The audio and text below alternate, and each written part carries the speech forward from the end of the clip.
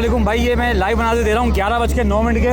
और अभी भी देखेंगे दोबारा आग लग गई है। जो मुस्तकिल मैं बार बार वाटर बोर्ड से रब्ता करने की कोशिश कर रहा हूँ, सलाउद्दीन साहब से, असदुल्ला साहब से, कोई फ़ायदा नहीं हुआ। ब्राउज़र अभी तक नहीं आया। और फायर ब्रिगेड यहाँ खड़ी हुई है, तमाम अमला खड़ा हुआ है, पुलिस रेंजर सब कुछ खड़ा हुआ है यहाँ पे। एम्बुलेंसें खड़ी हैं, देखें अभी भी शोले में दिखाऊँ आपको, ऊपर से शोले निकल रहे हैं अभी भी। टाइम इसलिए बता रहा हूँ कि बाद में फिर इदारे कहते हैं कि जी ऐसा नहीं था। ये देखें दिखाई दे रही है, ये देखो, ये टाइम के साथ वीडियो बना रहा हूँ। तकरीबन 9:30 की आग लगी हुई है। 9:30 से ये टाइम हो गया। मुर्तज़ा वहाब साहब आपको ही भेज रहा हूँ मैं, ये वीडियो ही है।